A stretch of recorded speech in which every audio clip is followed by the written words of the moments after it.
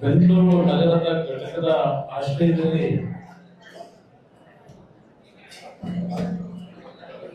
ಹಲವಾರು ನಮ್ಮ ಯುವಕರು ಈ ಕಾರ್ಯಕ್ರಮದಲ್ಲಿ ಏನು ಭಾಗವಹಿಸಿದ್ದೀರಿ. ಸ್ವಲ್ಪ ತಾಳ್ಮೆಯಿಂದ ನಾನೇನು ಕೆಲವು ವಿಷಯಗಳನ್ನ ತಮ್ಮ ಗಮನಕ್ಕೆ ತರ್ತೇನೆ. ಇದು ಈ ರಾಜ್ಯದಲ್ಲಿ ನಾವು ಮುಂಜಾಗ್ರತೆ ಕ್ರಮವನ್ನು ತೆಗೆದುಕೊಳ್ಳದೆ ಇದ್ರೆ ಬಹುಶಃ ಈಗಿನ ಕಾಂಗ್ರೆಸ್ ಸರ್ಕಾರ ಈ ಸರ್ಕಾರದ ಅವಧಿ ಮುಗಿಯೋದ್ರೊಳಗೆ ವಿಧಾನಸೌಧವನ್ನು ಬೇಕಾದ್ರೂ ಮಾರು ಹೋಗ್ತಕ್ಕಂಥವ್ರು ಇವರು. ಈಗಿನ ಮುಖ್ಯಮಂತ್ರಿ ಏನಿದ್ದಾರೆ ಸ್ವಲ್ಪ ಇಲ್ಲೇ ಸೈಲೆಂಟ್ ಆಗಿರೋ ನಮ್ಮ ಮುಂದ್ಗಡೆ ಜೆಡಿಎಸ್ ಪಕ್ಷಕ್ಕೆ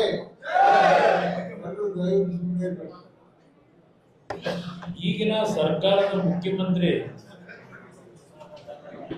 ಬಹಳ ಅತ್ಯಂತ ನಯ ವಿನಯವನ್ನೇ ತೋರಿಸ್ತಾ ಇದ್ದಾರೆ. ಅದು ಕಾರ್ಯರೂಪಕ್ಕೆ ಬರಬೇಕಾದ್ರೆ ನಯ ವಿನಯತೆ ಇಲ್ಲ. ಆ ನಯ ವಿನಯತೆಯ ಮುಖಾಂತರ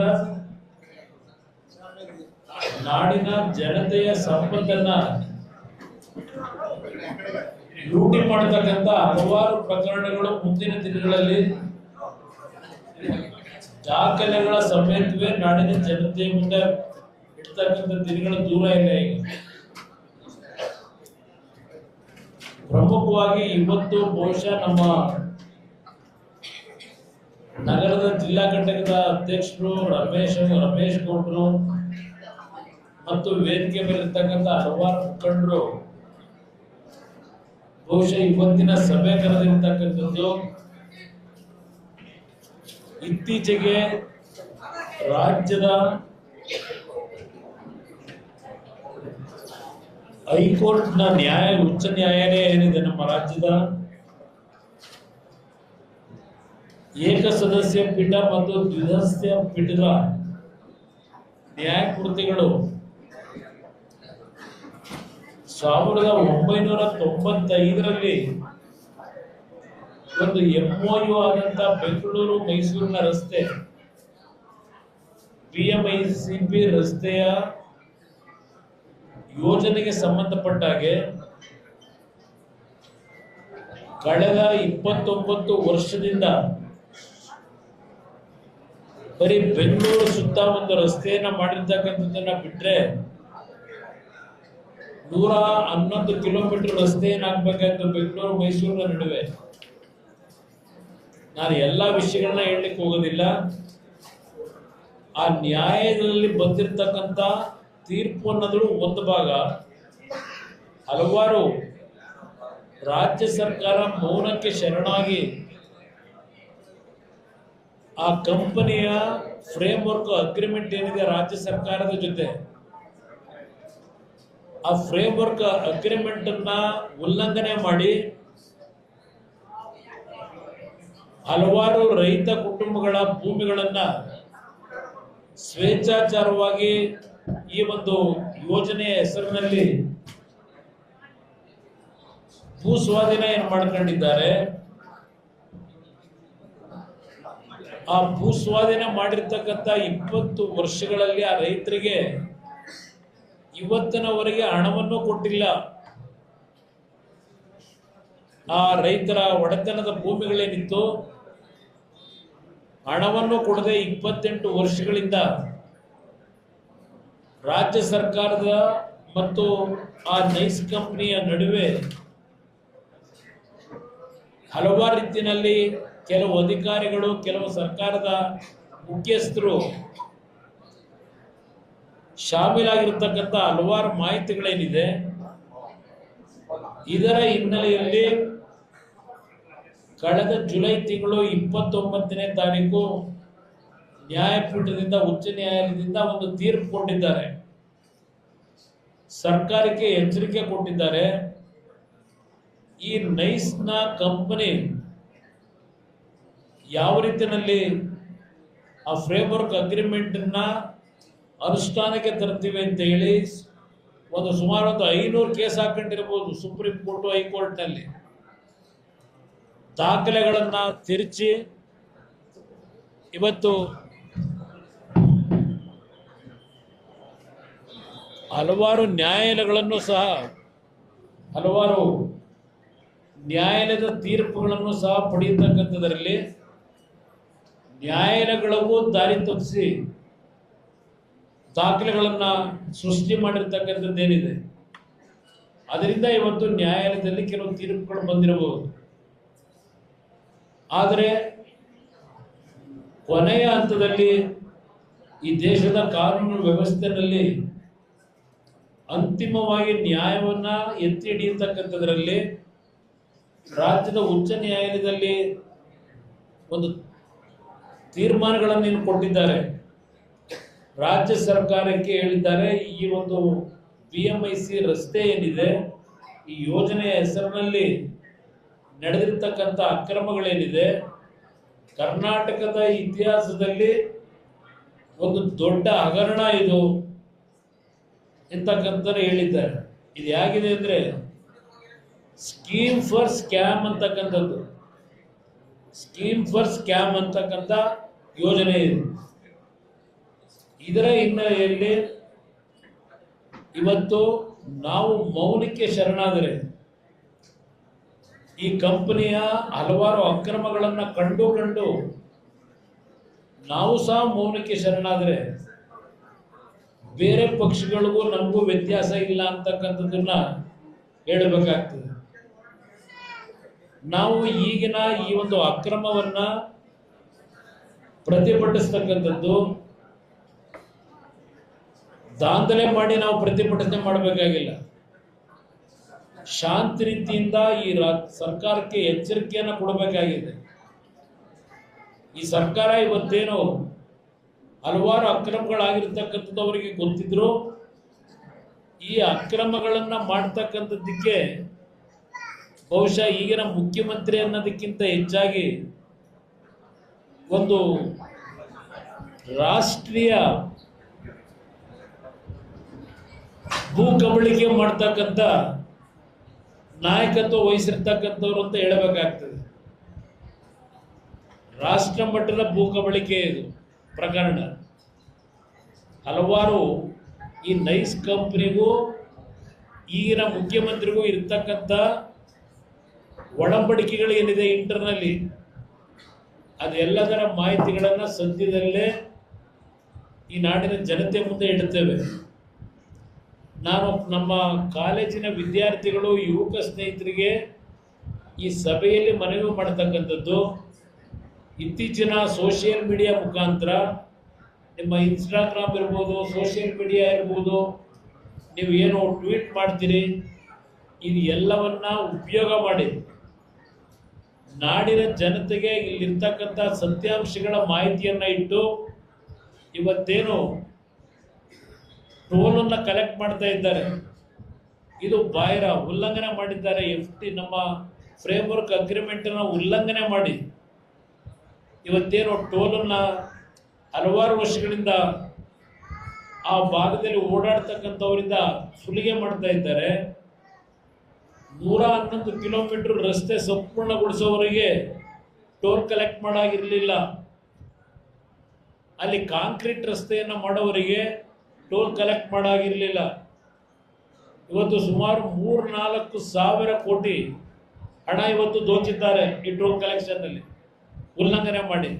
ಫ್ರೇಮ್ವರ್ಕ್ ಅಗ್ರಿಮೆಂಟ್ನ ನಾವು ಅಳವಡಿಸಿ ಕೆಲಸ ಮಾಡ್ತೀವಿ ಅಂತ ಹಲವಾರು ಕೋರ್ಟ್ಗಳ ಮುಂದೆ ಪ್ರಮಾಣ ಮಾಡಿರ್ತಕ್ಕಂಥ ಈ ಕಂಪನಿ ಇವತ್ತು ಆ ಉಲ್ಲಂಘನೆ ಮಾಡಿ ಆ ಪ್ರಮಾಣಗಳನ್ನೆಲ್ಲ ಕಾನೂನು ಬಾಹಿರವಾಗಿ ಸಂಗ್ರಹಣೆ ಮಾಡ್ತಾ ಇದ್ದಾರೆ.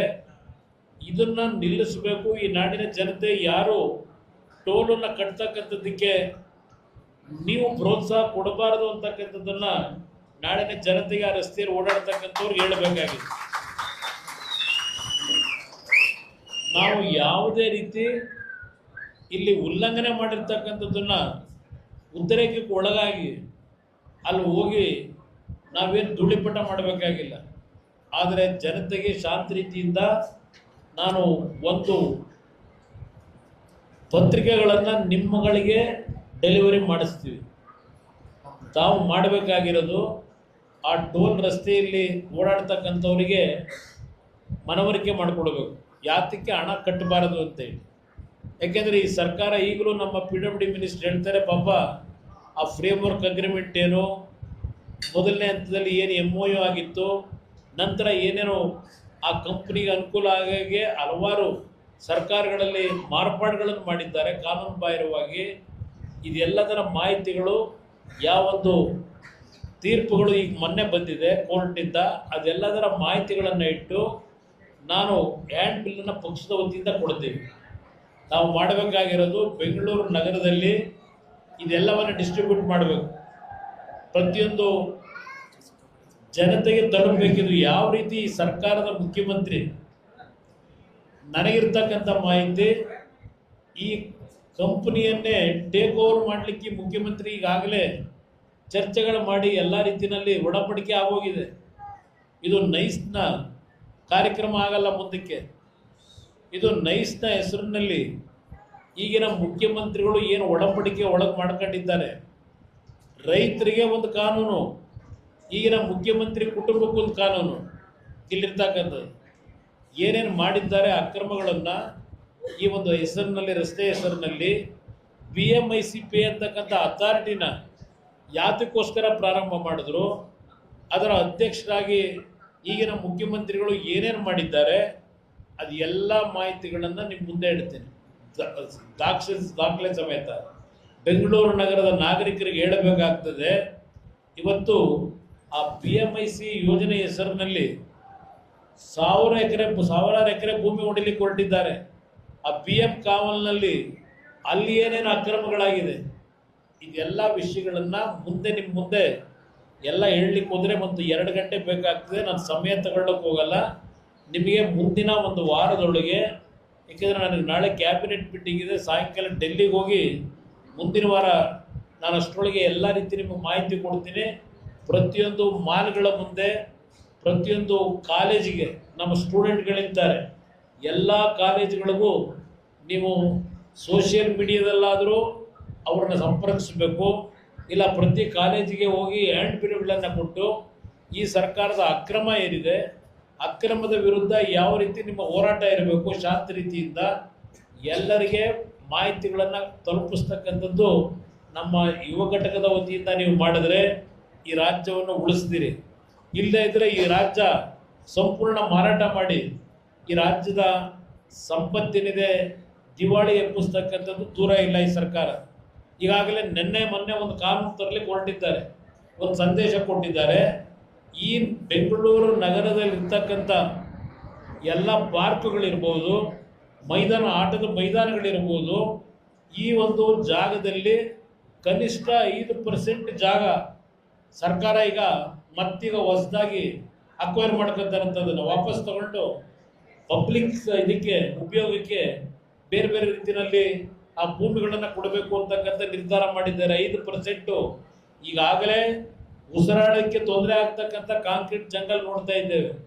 ಇವತ್ತು ಇರ್ತಕ್ಕಂಥ ಕೆಲವು ಭಾಗದಲ್ಲಿ ಇರ್ತಕ್ಕಂಥ ಪಾರ್ಕ್ಗಳು, ಆಟದ ಮೈದಾನಗಳನ್ನು ಸಹ 5% ವಾಪಸ್ ಪಡೆದು ಬೇಕಾದಂಥವ್ರಿಗೆ ಕೊಡ್ತಕ್ಕಂಥ ಒಂದು ತೀರ್ಮಾನ ಏನು ಮಾಡ್ಕೊಂಡಿದ್ದಾರೆ. ಇದು ಎಲ್ಲವನ್ನ ಇವತ್ತೇನು ನಡೀತಾ ಇದೆ, ಇವತ್ತು ಅದರ ಜೊತೆಗೆ ಮನೆ ಮುಂದೆ ನಿಮಗೆ ಕಾರ್ ನಿಲ್ಲಿಸ್ಲಿಕ್ಕೆ ಜಾಗ ಇಲ್ಲದೆ ಇರ್ತಕ್ಕಂಥ ಶೆಡ್ ಇಲ್ಲದೆ ಇದ್ರೆ ನಿಮ್ಮ ಮನೆ ಮುಂದೆ ಕಾರ್ ನಿಲ್ಸಕ್ಕೆ ಹೋದ್ರೆ ಅದಕ್ಕೆ ವರ್ಷಕ್ಕೆ 25,000 ರೂಪಾಯಿ ಕಟ್ಟಬೇಕು ನೀವು. 15,000 25,000 ಇದೆಲ್ಲಾದರೂ ಕೇಳಿದ್ದೀರಾ ಇದನ್ನು? ಈ ರೀತಿಯ ಈ ಸರ್ಕಾರ ದಿವಾಳಿ ಎಬ್ಬಿಸಿ ಇವತ್ತು ಪ್ರತಿಯೊಂದಕ್ಕೂ ಜನರ ಜೋಬಿಗೆ ಕೈ ಹಾಕ್ತಕ್ಕಂಥದ್ದು ಒಂದು ಕಡೆ, ಇನ್ನೊಂದು ಕಡೆ ನಾಡಿನ ಜನತೆ ಸಂಪತ್ತನ್ನು ಈ ಬೇನಾಮಿ ಹೆಸರು ನನ್ನ ಹೆಸರನ್ನ ಹೇಳ್ತಾರೆ. ಇವತ್ತು ಈ ಸರ್ಕಾರಕ್ಕೆ ಸವಾಲಾಗ್ತೇನೆ, ನನ್ನ ಒಂದು ಬೇನಾಮಿ ಒಂದು ಪ್ರಾಪರ್ಟಿ ಇದೆ ಅಂತಕ್ಕಂಥದ್ದನ್ನು ಪ್ರೂವ್ ಮಾಡಿದ್ರೆ ನನ್ನ ಒಂದು ವ್ಯವಹಾರಗಳಲ್ಲಿ ಸಂಪೂರ್ಣವಾಗಿ ರಾಜಕೀಯದಲ್ಲೇ ನಿರ್ವಹಿತವನ್ನು ಬಿಡ್ತೀನಿ. ನನಗೆ ರಾಜಕೀಯ ಅವಶ್ಯಕತೆ ಇಲ್ಲ, ನಾನು ಆ ರೀತಿ ಬಂದವನಲ್ಲ. ಚಾಲೆಂಜ್, ನಾನು ಸವಾಲನ್ನು ಸ್ವೀಕಾರ ಮಾಡ್ತೀನಿ. ನಾನು ಅದಕ್ಕೆ ಮೊನ್ನೆ ಫ್ರೀಡಮ್ ಪಾರ್ಕ್ನಲ್ಲಿ ಹೇಳಿದ್ದೇನೆ, ನಿಮ್ಮ ಕಾಂಗ್ರೆಸ್ ಸಂಪೂರ್ಣವಾಗಿ ನಿಮ್ಮ ಸದಸ್ಯರೇನಿದ್ದೀರಿ ಎಲ್ಲರೂ ಬಂದುಬಿಡಿ, ನಿಮ್ಮ ನಾಯಕರು, ನಾನು ಒಬ್ಬನೇ ನಿಮ್ಮನ್ನು ಎದುರಿಸ್ತೀನಿ ಅಂತೇಳಿ, ನನಗೆ ಶಕ್ತಿ ಇದೆ ಅಂತೇಳಿ. ಅದರಿಂದ ಹಲವಾರು ಇನ್ನು ಮುಂದಿನ ನಮ್ಮ ಹೋರಾಟ ಈ ರಾಜ್ಯ ಉಳಿಬೇಕು. ಈ ರಾಜ್ಯ ಉಳಿಯತಕ್ಕಂಥ ಹಿನ್ನೆಲೆಯಲ್ಲಿ ಈ ರಾಜ್ಯದ ಅಕ್ರಮಗಳೇನಿದೆ, ಇಂಥ ಒಬ್ಬ ಮುಖ್ಯಮಂತ್ರಿ ಜಾತಿ ಹೆಸರಿನಲ್ಲೋ ಮತ್ತಿನ್ಯಾವುದೋ ಹೆಸರಿನಲ್ಲಿ ರಕ್ಷಣೆ ಪಡೆಯತಕ್ಕಂಥದ್ದಕ್ಕೆ ನಾವು ಮೌನಿಗೆ ಒಳಗಾಗಕ್ಕಾಗಲ್ಲ. ರಾಜ್ಯದಲ್ಲಿ ಒಳ್ಳೆಯ ಅಭಿವೃದ್ಧಿ ಕೆಲಸ ಮಾಡಿದ್ರೆ ನಮ್ಮೆಲ್ಲರ ಬೆಂಬಲ ಕೊಡೋಣ.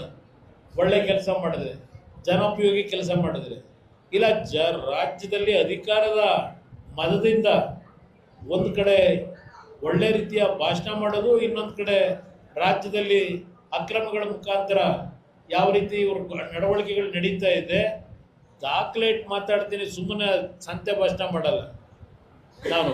ಎಲ್ಲ ವಿಷಯಗಳು ನನ್ನ ಹತ್ರ ಏನಿದೆ ಅದನ್ನು ಇವತ್ತು ಪ್ರಮುಖವಾಗಿ ಮೊದಲನೇ ಆದ್ಯತೆ ಈಗ ನೈಸ್ ರಸ್ತೆ ಏನೇನು ನಡೆಸಿದ್ದಾರೆ ಕಳೆದ 28 ವರ್ಷ 30 ವರ್ಷ ಅವರು ಆ ಯೋಜನೆ ಸಂಪೂರ್ಣ ಮಾಡಿ 30 ವರ್ಷದಲ್ಲಿ ಟೋಲ್ ಕಲೆಕ್ಟ್ ಮಾಡಿ ಸರ್ಕಾರಕ್ಕೆ ಅದು ಕೊಡಬೇಕಾಗಿತ್ತು. ಆದರೆ ಕಾರ್ಯಕ್ರಮವೇ ಪ್ರಾರಂಭ ಆಗಲಿಲ್ಲ, ಯೋಜನೆ ಆಗಲಿಲ್ಲ. ಆದರೆ ಇವತ್ತು 4-5 ಸಾವಿರ ಕೋಟಿ ಟೋಲ್ ಕಲೆಕ್ಷನ್ನು, ಅದರ ಜೊತೆಗೆ ರೈತರಿಂದ ಇವತ್ತು ದುಡ್ಡು ಕೊಡದೆ ಭೂಮಿ ವಶಪಡಿಸ್ಕೊಂಡು ಸರ್ಕಾರದ ಅನುಕೂಲ ಪಡ್ಕೊಂಡು ಸರ್ಕಾರದ ವತಿಯಿಂದ ಆ ಭೂಮಿ ಮಾರಾಟ ಮಾಡಿ ಅದೆಷ್ಟು 1000 ಕೋಟಿ ಮಾಡ್ಕೊಂಡಿದ್ದಾರೋ, ಅದರ ಜೊತೆಗೆ ಉಳಿದಿರ್ತಕ್ಕಂಥ ಆ ನೈಸ್ ರಸ್ತೆಯ ಅಕ್ಕಪಕ್ಕ ಬರ್ತಕ್ಕಂಥ ಭೂಮಿ ಹೊಡಿಲಿಕ್ಕೆ ಈಗಿನ ಈ ಮುಖ್ಯಮಂತ್ರಿಯ ಇವರ ಒಳಗಡೆ ಆಂತರಿಕವಾಗಿ ಏನೇನು ನಡೀತಾ ಇದೆ ಅದೆಲ್ಲದರ ಮಾಹಿತಿಗಳನ್ನು ಕೊಡ್ತೇನೆ. ನಮ್ಮ ಯುವಕರು ಇವತ್ತು ಯಾರೋ ಒಂದು ಹೆಣ್ಣು ಮಗಳು ಇಲ್ಲಿ ಬಂದು ಯಾವುದೋ ಪತ್ರಿಕೆಯಲ್ಲಿ ನೋಡ್ತಾ ಇದ್ದೆ, ಏನೋ ಈ ಭಾಗದಲ್ಲೂ ಯುವಕರನ್ನ ನಾವು ಹೋರಾಟಕ್ಕೆ ಕರೆ ಕೊಡ್ತೀನಿ ಅಂತೇಳಿ ಒಂದು ಹೆಣ್ಣು ಮಗಳು ಹೇಳಿದ್ದಾರೆ. ಹೋರಾಟಕ್ಕೆ ಕರೆ ಕೊಡಬೇಕಾಗಿರೋದು ನಾನು ಅವ್ರಿಗೆ ಹೇಳ್ತೇನೆ, ಈ ರಾಜ್ಯದಲ್ಲಿ ನಡೀತಿರ್ತಕ್ಕಂಥ ಅಕ್ರಮಗಳ ವಿರುದ್ಧ ನಮ್ಮ ಹೋರಾಟ ಆಗಬೇಕಿಲ್ಲ. ಈ ರಾಜ್ಯದಲ್ಲಿ ಹಲವಾರು ರೀತಿಯ ಅಕ್ರಮಗಳೇನು ನಡ್ಕೊಂಡು ಬಂದಿದೆ. ನಮ್ಮ ಪಕ್ಷ ಈ ನಾಡಿನ ಸಂಪತ್ತನ್ನು ಉಳಿಸ್ಲಿಕ್ಕೆ ನಿರಂತರವಾಗಿ ನಮ್ಮ ಹೋರಾಟ ಏನಿದೆ, ಆ ಹೋರಾಟ ಇವತ್ತು ತಾರ್ಕಿಕ ಅಂತ್ಯವನ್ನು ತರಲಿಕ್ಕೆ ನಮ್ಮ ಯುವಕರ ಸಹಕಾರವನ್ನು ಕೋರ್ತೇನೆ. ನಾನು ನಿಮ್ಮನ್ನು ದಾರಿ ತಪ್ಪಿಸ್ತಕ್ಕಂಥ ಯಾವುದೇ ರೀತಿ ನಿಮ್ಮನ್ನು ದುರುಪಯೋಗ ಪಡಿಸ್ಕೊಳ್ತಕ್ಕಂಥ ಪ್ರಶ್ನೆ ಇಲ್ಲ. ನಿಮ್ಮಗಳನ್ನು ದಾರಿ ತಪ್ಪಿಸಿ ನಮ್ಮ ವೈಯಕ್ತಿಕವಾದಂಥ ಪಕ್ಷದ ಒಂದು ಸಂಘಟನೆ ನಾನು ಮಾಡಬೇಕಾಗಿಲ್ಲ.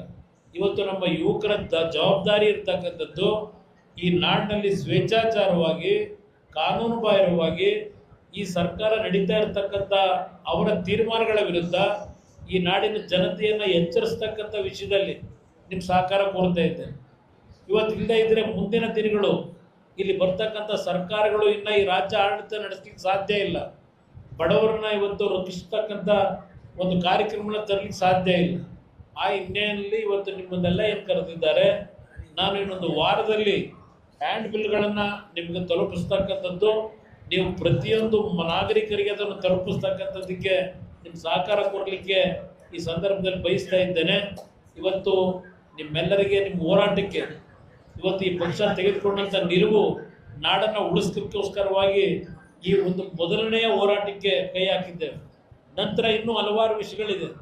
ಯಾವ್ಯಾವ ರೀತಿ ಸರ್ಕಾರ ನಡೀತಾ ಇದೆ, ಇವತ್ತು ಜನತೆಯ ತೆರಿಗೆಯ ಹಣವನ್ನು ಯಾವ ರೀತಿ ಇವತ್ತು ದುರ್ಬಳಕೆ ಮಾಡ್ತಾ ಇದ್ದಾರೆ, ಅದು ಎಲ್ಲದರ ಒಂದು ಮಾಹಿತಿಗಳನ್ನು ಇಟ್ಟುಕೊಂಡೇ ನಾವು ಜನತೆ ಮುಂದೆ ಹೋಗಬೇಕಾಗ್ತದೆ ಅಂತಕ್ಕಂಥದ್ದನ್ನು ನಿಮ್ಮ ಗಮನಕ್ಕೆ ತರ್ತಾ,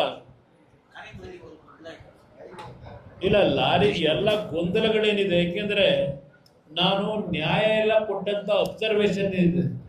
ಅದರ ಹಿನ್ನೆಲೆಯಲ್ಲಿ ಈ ಸರ್ಕಾರ ಯಾವ ಒಂದು ಟೋಲನ್ನು ಕಲೆಕ್ಟ್ ಮಾಡ್ತಕ್ಕಂಥದ್ದಕ್ಕೆ ಅವರಿಗೆ ಮೌಲಿಕ ಶರಣಾಗಿ ಎಲ್ಲ ರೀತಿ ಅವರಿಗೆ ಮಣೆ ಹಾಕಿದ್ದಾರೆ. ಅದರ ವಿರುದ್ಧ ಜನತೆ ಇವತ್ತು ತೀರ್ಮಾನ ತೆಗೆದುಕೋಬೇಕು. ಯಾಕಂದ್ರೆ ಸರ್ಕಾರ ನ್ಯಾಯ ಕೊಡ್ತಕ್ಕಂಥದ್ರಲ್ಲಿ ತೀರ್ಮಾನ ತೆಗೆದುಕೊಳ್ಳದೇ ಇದ್ದರೆ ಅಂತಿಮವಾಗಿ ಜನತಾ ತೀರ್ಪೇನಾಗಬೇಕು.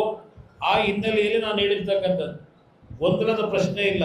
ಅವ್ರಿಗೆ ಹೇಳಬೇಕು, ಎಲ್ಲಿದೆಯಪ್ಪ ನಿನಗೆ ಫ್ರೇಮ್ ವರ್ಕ್ ಅಗ್ರಿಮೆಂಟ್ ಪ್ರಕಾರ ಟೋಲ್ ಕಲೆಕ್ಟ್ ಮಾಡ್ಬೇಕಾದ್ರೆ ನಿನ್ನ ಹತ್ರ ಎಲ್ಲಿದೆಯಪ್ಪ ಫ್ರೇಮ್ ವರ್ಕ್ ಅಗ್ರಿಮೆಂಟ್ನ ಜಾರಿಗೆ ತಂದಿದ್ದೇವೆ ತೋರಿಸು ಅಂತ ಕೇಳಿ. ಅವ್ರು ದುಡ್ಡು ಕಟ್ಟಬೇಕು ಅಂದರೆ ಇವತ್ತು ಫ್ರೇಮ್ ವರ್ಕ್ ಅಗ್ರಿಮೆಂಟನ್ನು ಉಲ್ಲಂಘನೆ ಆಗಿದೆ, ಅದನ್ನು ಯಾವ ರೀತಿ ನೀನು ಕಾರ್ಯರೂಪಕ್ಕೆ ತಂದಿದೆಯಾ ಇಡಪ್ಪ ಇಲ್ಲಿ ಅಂತ ಕೇಳಿ. ಅವನು ದುಡ್ಡು ಟೋಲ್ ಕಲೆಕ್ಟ್ ಮಾಡೋದು 111 ಕಿಲೋಮೀಟ್ರು ರಸ್ತೆ ಸಂಪೂರ್ಣಗೊಳಿಸಿದ ನಂತರ ಅಲ್ಲಿವರೆಗೂ ಅವನು ಕಲೆಕ್ಟ್ ಮಾಡೋಂಗಿಲ್ಲ. ಅದು ಇರ್ತಕ್ಕಂಥದ್ದು ಈ ಸರ್ಕಾರಕ್ಕೆ ಏನಾಗಿದೆ ಅಂತಕ್ಕಂಥದ್ದು ನೀವು ಪ್ರಶ್ನೆ ಮಾಡಿದ್ರೆ ಈ ಸರ್ಕಾರಕ್ಕೆ ಅವಶ್ಯಕತೆ ಇಲ್ಲ. ಜನಗಳಿಗೆ ತಾನೇ ತೊಂದರೆ. ಈ ಸರ್ಕಾರಕ್ಕೆ ಏನಿದೆ, ಅವರಿಗೆ ಬರ್ತಕ್ಕಂಥದ್ದು ಬರ್ತದಲ್ಲ ಅವ್ರ ಸರ್ಕಾರಕ್ಕೆ. ಆ? ಅದಕ್ಕೋಸ್ಕರಲೇ ನಿಮ್ಗಳ ಜೋಬ್ ಕೈ ಹಾಕಿ ನಿಮ್ಮ ಹತ್ರ ವಸೂಲಿ ಮಾಡಿ ಶೇರ್ ಮಾಡ್ಕೊತಾರೆ. ಅದು ಹೊರಟಿರ್ತಕ್ಕಂಥದ್ದು ಈ ಒಂದು ಸರ್ಕಾರದ ನಡವಳಿಕೆಯನ್ನ ಇವತ್ತು ನಾವು ಧಿಕ್ಕರಿಸಬೇಕಾಗಿದೆ, ಸರ್ಕಾರಕ್ಕೆ ಎಚ್ಚರಿಕೆ ಕೊಡಬೇಕಾಗಿದೆ. ಅದರಿಂದ ಲಾರಿ ಮಾಲೀಕರಿರಲಿ, ಆಟೋ ಮಾಲೀಕರಿರಲಿ, ಆಟೋ ಡ್ರೈವರ್ಗಳಿರಲಿ, ಇನ್ನೊಂದು ಸಭೆ ಕರೀರಿ, ಅವ್ರ ಜೊತೆನೂ ಒಂದು ಸಭೆ ಮಾಡೋಣ. Sharing and caring. ನೀವು ಒಬ್ಬೊಬ್ಬರು ಒಂದೊಂದು ರೀತಿ ಕೊಡ್ಬೋದು ಇದಕ್ಕೆ ವ್ಯಾಖ್ಯಾನ. ಅದರಿಂದ ಅವರೇ ಹೇಳಿರೋದಲ್ವಾ, ಶೇರಿಂಗ್ ಅಂಡ್ ಕೇರಿಂಗ್. ನಮ್ಮ ಮುಖ್ಯಮಂತ್ರಿಗಳು ಹೇಳಿರೋದು ಪದ ಮರ್ತು ಬಿಟ್ಟೆ ನನಗೆ. ಯಾವಾಗಲೂ ಹೇಳ್ತಿರ್ತಾರಲ್ಲ ಶೇರಿಂಗ್ ಅಂಡ್ ಕೇರಿಂಗ್. ಅದರಿಂದ ದಯವಿಟ್ಟು ನಮ್ಮ ಯುವಕರು ಎದ್ದೇಳಬೇಕು. ನೀವು ಎದ್ದೇಳದೇ ಇದ್ರೆ ನಮ್ಮ ರಾಜ್ಯ ಬಹುಶಃ ಕರ್ನಾಟಕ ಈಗೇನು ಮೊನ್ನೆ ಹೈಕೋರ್ಟಲ್ಲಿ ಆದೇಶ ಕೊಟ್ಟಿದ್ದಾರೆ, ಫೈಂಡಿಂಗ್ ಕೊಟ್ಟಿದ್ದಾರೆ, ಒಂದು ಅಬ್ಸರ್ವೇಷನ್. ಇವತ್ತು ಈ ರಾಜ್ಯದಲ್ಲಿ ಕರ್ನಾಟಕದ ಅತ್ಯಂತ ದೊಡ್ಡ ಮಟ್ಟದ ಸ್ಕ್ಯಾಮ್ ಅಂತಕ್ಕಂಥದ್ದು, ಹಗರಣ ಅಂತಕ್ಕಂಥದ್ದು ಸರ್ಕಾರ ನ್ಯಾಯಮೂರ್ತಿಗಳು ಹೇಳಿರೋದು. ಅದು ಹೇಳಿದ ಮೇಲೆ ಈ ಸರ್ಕಾರ ತೆಗೆದುಕೊಂಡಂಥ ಕ್ರಮ ಏನು ಹೇಳಬೇಕಲ್ಲ ನಾಡಿನ ಜನತೆಗೆ. ಇಲ್ಲ ನಮ್ಮಲ್ಲಿ ಏನು ಸ್ಕ್ಯಾಮ್ ಆಗಿಲ್ಲ ಅನ್ನೋದನ್ನಾದ್ರೂ ಜನತೆ ಮುಂದೆ ಇಡಬೇಕಲ್ಲ. ಯಾತಕ್ಕೆ ಇವತ್ತು ನ್ಯಾಯಾಲಯದಲ್ಲಿ ಆ ರೀತಿ ಅಬ್ಸರ್ವೇಷನ್ ಕೊಟ್ಟಿದ್ದಾರೆ? ಅದರಿಂದ ನಮ್ಮ ಯುವಕರು ನೀವು ಎಚ್ಚೆತ್ಕೋಬೇಕು. ಯಾಕೆಂದ್ರೆ JP ಅವ್ರ ಮೂವ್ಮೆಂಟ್, ಈ ಭವನ ಜಯಪ್ರಕಾಶ್ ನಾರಾಯಣ್ ಅವರ ಹೆಸರಿನಲ್ಲಿ ಇರ್ತಕ್ಕಂಥ ಭವನ ಇದು. ಜಯಪ್ರಕಾಶ್ ನಾರಾಯಣ್ ಅವರು ಯಾವೊಂದು ಎಮರ್ಜೆನ್ಸಿಯ ಸಂದರ್ಭದಲ್ಲಿ ಆದಂತ ಹಲವಾರು ರೀತಿಯ ಒಂದು ಸಮಸ್ಯೆಗಳಿಗೆ ಹೋರಾಟ ಪ್ರಾರಂಭ ಮಾಡಿದ್ದು ಜಯಪ್ರಕಾಶ್ ನಾರಾಯಣ್ ಅವರ ಹೋರಾಟದಿಂದ. ಅವತ್ತು ಕೇಂದ್ರದಲ್ಲಿದ್ದಂಥ ಇಂದಿರಾ ಗಾಂಧಿ ಅವರ ಕಾಂಗ್ರೆಸ್ ಸರ್ಕಾರ ತೆಗಿತಕ್ಕಂಥದ್ದಕ್ಕೆ ಬಿಹಾರದಲ್ಲಿ ವಿದ್ಯಾರ್ಥಿಗಳು ಯಾವೊಂದು ಜಯಪ್ರಕಾಶ್ ನಾರಾಯಣ್ ಅವರ ಹೆಸರಿನಲ್ಲಿ ಹೋರಾಟ ಪ್ರಾರಂಭ ಮಾಡಿದ್ರು. ಕರ್ನಾಟಕದಲ್ಲಿ ನಮ್ಮ ನಾಡಿನ ನಮ್ಮ ಯುವಕರಿಗೆ, ನಮ್ಮ ಕಾಲೇಜಿನ ವಿದ್ಯಾರ್ಥಿಗಳೇನಿದ್ದೀರಿ, ಇವತ್ತು ನಿಮ್ಮಗಳಿಗೆ ಈ ವೇದಿಕೆ ಮುಖಾಂತರ, ನಿಮ್ಮ ಮುಖಾಂತರ ಮನವಿ ಮಾಡೋದು, ಜಯಪ್ರಕಾಶ್ ನಾರಾಯಣ್ ಅವರ ಈ ಭವನ ಏನಿದೆ, ಈ ಭವನ ಬೇರೆ ರೀತಿ ದುರುಪಯೋಗ ಆಗಬಾರ್ದು. ಈ ರಾಜ್ಯದ ಗೌರವ, ಈ ರಾಜ್ಯದ ಜನತೆಯ ಒಂದು ಸಂಪತ್ತೇನಿದೆ ಅದನ್ನು ಉಳಿಸ್ತಕ್ಕಂಥದ್ದಕ್ಕೆ ನಮ್ಮ ಹೋರಾಟ ಇವತ್ತು ಈ ಒಂದು ಭವನದಿಂದ ನೀವೇನು ಬಂದಿದ್ದೀರಿ, ಇಲ್ಲಿಂದ ಪ್ರಾರಂಭ ಮಾಡ್ತಕ್ಕಂಥದ್ದಕ್ಕೆ ನೀವೆಲ್ಲರೂ ಶಪಥ ತಿಳಬೇಕು ಅಂತಕ್ಕಂಥ ಮನವಿ ಮಾಡಿ ನಿಮ್ಮ ಹೋರಾಟ ಇವತ್ತು ಒಂದು ನಿಮಗೆ ಏನೋ ಒಂದು ನಾನು ಮನವಿ ಮಾಡಿದ್ದೇನೆ. ಇನ್ನೊಂದು ವಾರದಲ್ಲಿ ಎಲ್ಲ ಸಿದ್ಧತೆ ಮಾಡ್ಕೊಂಡಿದ್ದೇನೆ, ಹೋರಾಟಕ್ಕೆ ತಯಾರಾಗಿರ್ತಕ್ಕಂಥ ಮನವಿ ಮಾಡಿ.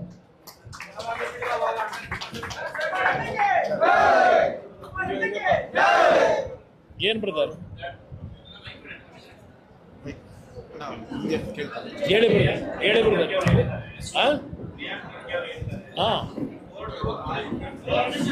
ಒಂದು ನಿಮಿಷ.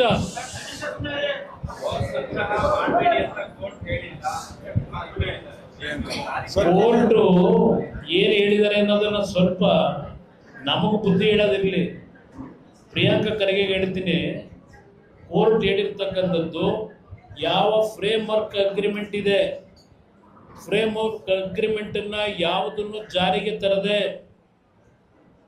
ಇವತ್ತು ಇಲ್ಲೀಗಲ್ ಆಗಿ ಹಣವನ್ನ ಟೋಲ್ ಗೇಟ್ ನಲ್ಲಿ ಸಂಗ್ರಹ ಮಾಡ್ತಾ ಇದ್ದಾರೆ. ಇಲ್ಲೀಗಲ್ ಆಗಿ ಮಾಡ್ತಾ ಇದ್ದಾರೆ ಅಂದ್ರೆ ಅರ್ಥ ಏನು? ಪ್ರಿಯಾಂಕಾ ಖರ್ಗೆ ಕೇಳ್ತೇನೆ, ಇಲ್ಲೀಗಲ್ ಆಗಿ ಇವತ್ತು ಕೆಲಸ ಮಾಡಕ್ ಬಿಟ್ಟಿದ್ರ ವಸೂಲಿ ಮಾಡ್ಲಿಕ್ಕೆ? ಯಾತಕ್ಕೆ ಸರ್ಕಾರ ಇಟ್ಕೊಂಡಿದ್ರಿ? ಆಗಿದ್ರೆ ಕೋರ್ಟ್ ಹೇಳಿರ್ತಕ್ಕಂಥ ಅಬ್ಸರ್ವೇಷನ್ ಅದು ಫ್ರೇಮ್ ವರ್ಕ್ ಅಗ್ರಿಮೆಂಟ್ ಅನ್ನು ಉಲ್ಲಂಘನೆ ಮಾಡಿ ಇವತ್ತು ಜನತೆಯಿಂದ ಟೋಲ್ ಕಲೆಕ್ಟ್ ಮಾಡ್ತಾ ಇರತಕ್ಕಂಥದ್ದು ಅಕ್ರಮ ಅಂತಕ್ಕಂಥದ್ದನ್ನ ಅಬ್ಸರ್ವೇಷನ್ ಕೊಟ್ಟಿಲ್ಲ ಅವರಲ್ಲಿ. ಕರ್ನಾಟಕ ರಾಜ್ಯದ ಇತಿಹಾಸದ ದೊಡ್ಡ ಹಗರಣ ಅಂತಕ್ಕಂಥದ್ದನ್ನ ಯಾಕೆ ಹೇಳಿದ್ದಾರೆ? ಸ್ಕ್ಯಾಮ್ ಅಂತಕ್ಕಂಥದ್ದು ಏನ್ ಹೇಳಿದ್ದಾರೆ? ಅದಕ್ಕೆ ನೀವು ಗೃಹ ಸಚಿವರಾಗಿ ನಿಮ್ಮ ಆಕ್ಷನ್ ಕೋರ್ಟ್ ಕೊಟ್ಟಿರೋದು ಇವ್ರಿಗೇನೆ, ಇವ್ರಿಗೆ ಮುಖ್ಯಮಂಗಳಾರತಿ ಮಾಡಿದ್ದಾರೆ. ಏನು ಈ ಸರ್ಕಾರ ಯಾರಿಗೆ ನಡೀತಾ ಇದೆ ಸರ್ಕಾರ ಅಂತ ಕೇಳಿದ್ದಾರೆ. ಒಂದು ಸರ್ಕಾರ ನಡೆಸಕ್ಕಂಥದ್ದು ಯಾವನೋ ಒಬ್ಬ ವ್ಯಕ್ತಿಗೆ ದುಡ್ಡು ಮಾಡ್ಲಿಕ್ಕಲ್ಲ, ಸರ್ಕಾರ ನಡೆಯೋದು ಈ ರಾಜ್ಯದ ಆರೋಗ್ಯ ಕೊಟ್ಟು ಜನತೆ ರಕ್ಷಣೆ ಮಾಡಲಿಕ್ಕೆ. ಯಾಕೆ ಗೊತ್ತಿಲ್ವಂತ ಅವರಿಗೆ ಏನಿದೆ ಅಂತೇಳಿ? ಎಷ್ಟು ದಿವಸ ಬೇಕು? ನಿಮ್ಮ ಕಾನೂನು ತಜ್ಞರ ಚರ್ಚೆ ಮಾಡಿ ತೀರ್ಮಾನ ತೆಗೆದುಕೊಳ್ಳೋದಕ್ಕೆ ಎಷ್ಟು ವರ್ಷ ಬೇಕು ನಿಮಗೆ? ಅಲ್ಲೇ 1 ತಿಂಗಳಾಯ್ತು. ಎಲ್ಲೋ ಹೋಗ್ರಿ ನಿಮ್ಮ ಕಾನೂನು ತಜ್ಞರುಗಳು? ಎಷ್ಟು ಮೀಟಿಂಗ್ ಮಾಡಿದ್ದೀರಿ? ಇಲ್ಲಿ ಕುತ್ಕೊಂಡ್ಬಿಟ್ಟು ಮೈಕ್ ಇಟ್ಕೊಂಡ್ಬಿಟ್ಟು ಪ್ರಿಯಾಂಕಾ ಖರ್ಗೆ ಭಾಷಣ ಮಾಡೋದಲ್ಲ. ನಿಂತು RSS ಅಕೌಂಟ್ ಕೇಳ್ತೀಯಲ್ಲಪ್ಪ, RSS ಅಕೌಂಟು, ಈ ಅಕೌಂಟ್ ಯಾರು ಕೇಳೋದು? ಹಗಲು ದರೋಡೆ ಮಾಡ್ತಾ ಇದಾರಲ್ಲ. ಡಿ ಕೆ ಸುರೇಶ್ ಅವರು ಹೇಳ್ತಾರೆ ಕುಮಾರಸ್ವಾಮಿ ಅವರಿಗೆ ಜೊತೆ ಒಳ್ಳೇದಾಗಿದ್ರೆ ಎಲ್ಲ ಟೋಲ್ಗೂ ಹೇಳ್ಬಿಟ್ಟು ಅದ್ಯಾಕೆ ಬರೀ ನೈಸ್ ಅವರಿಗೆ ಅದು ಅವರಿಗೆ ಇದು ಗೊತ್ತಿಲ್ಲ ಪಾಪ. ಈ ರಸ್ತೆ ಇದೆಯಲ್ಲ, ಕರ್ನಾಟಕ ರಾಜ್ಯದ ರಸ್ತೆ ಇದು. ಕರ್ನಾಟಕ ರಾಜ್ಯ ಸರ್ಕಾರ ಜನಕ್ಕೆ ಉಪಯೋಗ ಮಾಡಬೇಕು ಅಂತೇಳಿ ತೆಗೆದುಕೊಂಡಂಥ ನಿರ್ಧಾರದ ರಸ್ತೆ ಇದು. ಹಗಲು ದರೋಡೆ ಮಾಡು ಅಂತೇಳಿ ಮಾಡಿದ್ದಲ್ಲ. ಆ ರಸ್ತೆಗಳಿದೆಯಲ್ಲ, ಆ ರಸ್ತೆಗಳು ಸಂಪೂರ್ಣಗೊಳಿಸಿ ಅಲ್ಲಿ ರಾಷ್ಟ್ರೀಯ ಹೆದ್ದಾರಿಗಳು ಇಡೀ ದೇಶದಲ್ಲಿ ಇವತ್ತು ಟೋಲ್ ಕಲೆಕ್ಷನ್ ಮಾಡಲಿಕ್ಕೆ ಯಾರೋ ದುಡ್ಡನ್ನು ಹಾಕಿರ್ತಾನಲ್ಲ ಅಲ್ಲಿ ಕೆಲಸ ಮಾಡಲಿಕ್ಕೆ ಕೊಟ್ಟಿದ್ದಾರೆ. ಇವ್ರಿಗೆ ಹೇಳಿದ್ದು ಅದೇ. ಇವ್ರೇನು ಮಾಡಿದ್ದಾರೆ? ರೈತರು ಭೂಮಿಗೆ ಭೂ ಸ್ವಾಧೀನ ಮಾಡ್ಕೊಂಡು ದುಡ್ಡು ಕೊಟ್ಟಿಲ್ಲ 20 ವರ್ಷ. ಆ ಭೂಮಿ ತಗೊಂಡೋಗಿ ಸಿಕ್ತರಿಗೆ ಮಾರಾಟ ಮಾಡಿದ್ರಿಲ್ಲಪ್ಪ. ಅದನ್ನೇ ಹೇಳಿರೋದು ಕೋರ್ಟ್ನಲ್ಲಿ. ತಗೊಂಡೋಗಿ 5 ನಯಾ ಪೈಸಾ ಹಾಕಿಲ್ಲ. ಏನ್ ಹೇಳಿ? ಅದಕ್ಕೋಸ್ಕರಲೇ ನಮ್ಮ ಪಕ್ಷ ಈ ವಿಷಯದಲ್ಲಿ ಜನಜಾಗೃತಿ ಮೂಡಿಸ್ತಕ್ಕಂಥದ್ದಲ್ಲ, ದೊಡ್ಡ ಮಟ್ಟದಲ್ಲಿ ಜನತೆ ಇದ್ರ ವಿರುದ್ಧ ತೀರ್ಮಾನ ಮಾಡ್ತಕ್ಕಂಥದ್ದಕ್ಕೆ, ಈ ಸರ್ಕಾರಕ್ಕೆ ಎಚ್ಚರಿಕೆ ಕೊಡ್ತಕ್ಕಂಥದ್ದಕ್ಕೆ ಇವತ್ತು ಈ ರಾಜ್ಯದಲ್ಲಿ ಪತ್ರದ ಚಳವಳಿ, ನಿಮ್ಮ ಸೋಷಿಯಲ್ ಮೀಡಿಯಾ ಚಳವಳಿ, ಇದೆಲ್ಲದರ ಮುಖಾಂತರ ಇಲ್ಲಿ ನಡೀತಾ ಇರತಕ್ಕಂಥ ಅಕ್ರಮಗಳ ಮಾಹಿತಿಯನ್ನ ಜನತೆ ಮುಂದೆ ತರ್ತಕ್ಕಂಥದ್ದಕ್ಕೆ. ಯಾಕೆಂದ್ರೆ ನಮಗೆ ಒಂದು 2,000 ಜನ ಕಳಿಸಿ ಧ್ವಂಸ ಮಾಡೋದೇನು ದೊಡ್ಡ ವಿಷಯ ಅಲ್ಲ, ಮಾಡಿಸ್ಬೋದು. ಆ ಕೆಲಸ ನಾವು ಮಾಡಲ್ಲ. ಜನತೆ ಜಾಗೃತಿ ಕೊಡಿಸಿ ಈ ಸರ್ಕಾರ ಎಲ್ಲಿವರೆಗೆ ಇಂಥದಕ್ಕೆ ಇನ್ನೂ ಅಕ್ರಮಗಳಿಗೆ ಬೆಂಬಲ ಕೊಡ್ತಾರೆ, ಇದರ ವಿರುದ್ಧ ಹೋರಾಟ ಯಾವ ರೀತಿ ಮಾಡಬೇಕು. ಜಯಪ್ರಕಾಶ್ ನಾರಾಯಣ್ ಅವರ ಕಚೇರಿ ಅವರ ಹೆಸರು ಇಟ್ಟಿದ್ದೀವಿ. ಅವ್ರು ಏನು ನಮ್ಗೆ ಹಾಕೊಟ್ಟಿದ್ದಾರೆ ಆ ಮಾರ್ಗದಲ್ಲಿ ನಡೀತೀವಿ. ನೋಡಿ, ಅದನ್ನ ನಮ್ಗೆ ಅವ್ರ ಕಟ್ಕೊಂಡು ಭೇಟಿ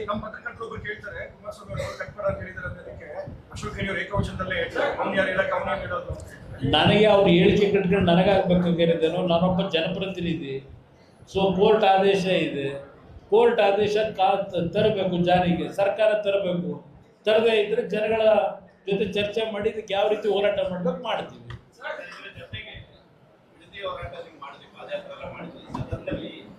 ಚರ್ಚೆಗೆ ಅವಕಾಶ ಆಗ್ತಾ ಇಲ್ಲ. ಬಿಜೆಪಿಯಿಂದ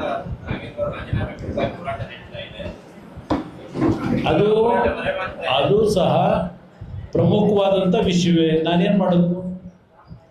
ಅದು ಸಹ ನಾಗೇಂದ್ರ ಅವರ ವಿಷಯದಲ್ಲಿ ಇವತ್ತು ಜಾತಿ ಹೇಳ್ತಾರೆ. ಒಬ್ಬ ದಲಿತ ಜಾತಿಯವನು ಅದಕ್ಕೋಸ್ಕರವಾಗಿ ಇವತ್ತು ವಿರೋಧ ಮಾಡ್ತಾ ಇದ್ದಾರೆ ಅಂತೇಳಿ. ಈಗ ದುಡ್ಡು ಹೊಡೆದಿರೋದು ಯಾವ ಜಾತಿದು? ದುಡ್ಡು ಹೊಡೆದಿರೋದು ದಲಿತರು ಕೊಡಬೇಕಾದ ದುಡ್ಡು, ಬಡವರಿಗೆ. ಆ ದುಡ್ಡು ಅಲ್ಲಿ ಮಿಸ್ಯೂಸ್ ಆಗಿರೋದು ಆ ದಲಿತರ ದುಡ್ಡು. ಏನು ಮಾಡೋದು? ದಲಿತ ಮುಖ್ಯಮಂತ್ರಿ ಅಂತಕ್ಕಂಥದ್ದು ಈಗ ಅಲ್ಲಿ ರಕ್ಷಣೆ ಪಡ್ಕೊಳಕ್ ಹೋದ್ರೆ ಆ ದಲಿತರ ಬಡವ್ರಿಗೆ ಹೋಗ್ಬೇಕಾಗಿತ್ತಲ್ಲ ದುಡ್ಡು. ಮುಖ್ಯಮಂತ್ರಿ, ಆಗಿನ ಮುಖ್ಯಮಂತ್ರಿನೇ ಹೇಳಿದ್ರಲ್ಲ 180 ಕೋಟಿ ಅಲ್ಲ 87 ಕೋಟಿ ತಿಂದಿದ್ದೀವಿ ಎಂದರು. ಅದು ಆಕ್ಷನ್ ತಗೊಳ್ಳಾರ ಯಾರು?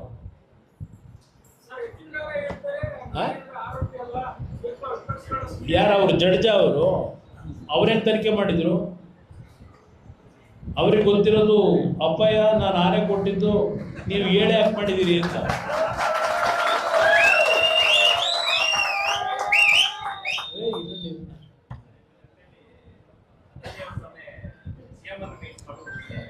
ನೋಡಿ, ಈಗ ಮುಖ್ಯಮಂತ್ರಿಗಳನ್ನ ಹೋಗಿ ಭೇಟಿ ಮಾಡಿರೋದು ಅದೇನೋ ಸೌಜನ್ಯದ ಭೇಟಿ ಅಂತಾರೆ. ನಾನು ಅದಾನಿಯವರು ಬಂದಿದ್ರು, ಇನ್ಯಾರೋ ಬಂದಿದ್ರು, ನಾನು ಈ ರಾಜ್ಯದ ಮುಖ್ಯಮಂತ್ರಿಗೆ ಹೇಳೋದು, ಅವರು ಬಂದು ಸೌಜನ್ಯದ ಭೇಟಿ ಇದ್ರು ಓಕೆನಪ್ಪ. ಏನಾದರೂ ವ್ಯವಹಾರ ಮಾಡೋದಾದ್ರೆ ವಿಧಾನಸೌಧ ಕಟ್ಟಿಸಿರೋದೇ ಕೆಂಗಲದ ಮತ್ತೇನವರು? ಯಾರನ್ನಾದ್ರೂ ಪ್ರಮುಖವಾಗಿ ಕೈಗಾರಿಕೋದ್ಯಮಿಗಳು ಇವತ್ತು ಹಣ ಓಡಲಿಕ್ಕೆ ಈ ರಾಜ್ಯದಲ್ಲಿ ಬಂದರೆ ಅಧಿಕಾರಿಗಳನ್ನು ಕೂರಿಸ್ಕೊಂಡು ಯಾವುದಕ್ಕೆ ಅವ್ರು ಬಂದಿದ್ದಾರೆ? ವಿಧಾನಸೌಧ ಕಚೇರಿಲಿ ಮಾಡ್ಕೊಳ್ಳಿ. ನಾನು ಯಾರು ಬಂದರು ಯಾರು ಹೋದ್ರು ಅದಕ್ಕೆ ನನ್ನ ತಕರಾರಿಲ್ಲ. ಆದರೆ ಯಾರೇ ಇಲ್ಲಿ ಇನ್ವೆಸ್ಟ್ಮೆಂಟ್ ಮಾಡ್ತಕ್ಕಂಥವ್ರು ಬಂದಾಗ ಅವರಿಗೆ ಸಹಕಾರ ಕೊಡಬೇಕು. ಸಹಕಾರ ಅಂದರೆ ಕಾನೂನಿನ ವ್ಯಾಪ್ತಿಯೊಳಗೆ. ದುಡ್ಡು ಹೊಡೆಯೋ ಕಾರ್ಯಕ್ರಮಕ್ಕೆ ಬಂದರೆ ನಾವು ದುರ್ಬಿಡ್ಕೊಂಡಿರ್ತೀವಿ ವಿರೋಧ ಪಕ್ಷದಲ್ಲಿ. ಅಷ್ಟು ಸುಲಭವಾಗಿ ಬರೀ ಏನೋ ರಾಜಕೀಯಕ್ಕೆ ಚರ್ಚೆ ಮಾಡಲಿಕ್ಕೆ ರಾಜಕೀಯವಾಗಿ ಟೀಕೆ ಮಾಡೋದಷ್ಟ